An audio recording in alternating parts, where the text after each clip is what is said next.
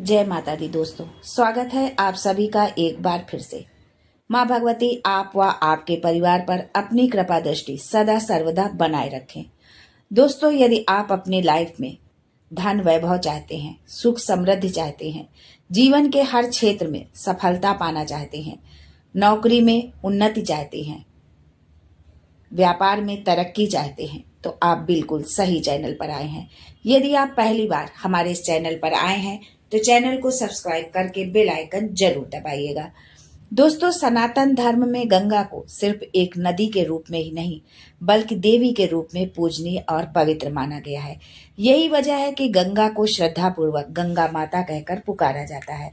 धार्मिक ग्रंथों और पुराणों में गंगा के पृथ्वी पर अवतरण की कथा का उल्लेख मिलता है।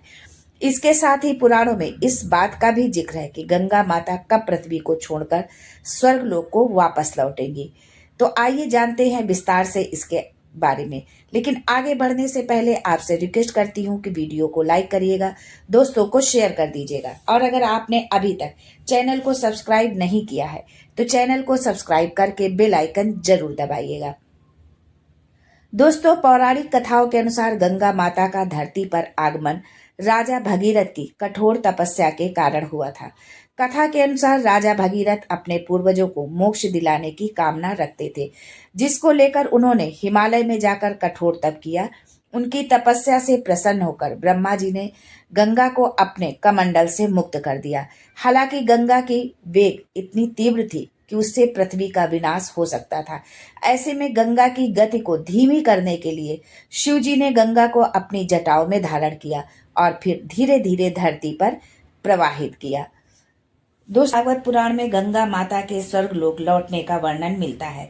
इसमें भगवान विष्णु ने नारद मुनि को बताया कि कलयुग के 5000 साल बीतने के बाद जब धरती पर पाप और अधर्म बहुत अधिक बढ़ जाएगा तो धर्म का पतन हो जाएगा। तब मनुष्यों का हृदय लोभ, लालच और वासना से भर जाएगा। इतना ही नहीं, तब गंगा में स्नान करने से भी कोई पुण्य प्राप्त नहीं होगा। ऐसे में गंगा माता पृथ्वी से रूठ जाएंगी और स्वर्गलोक वापस चली जाएंगी। ये बात तो हर कोई जानता है कि गंगा नदी गंगोत्री ग्लेशियर से निकलती है, जिसका अंतिम छोर गोमुख ग्लेशियर के नाम से जाना जाता है। इस वक्त ये ग्लेशियर धीरे धीरे पिघलता और सिकुड़ता जा रहा है। वैज्ञानिक दृष्टिकोण से ये इस बात का संकेत है कि भविष्य में गंगा का प्रवाह खत्म हो सकता है।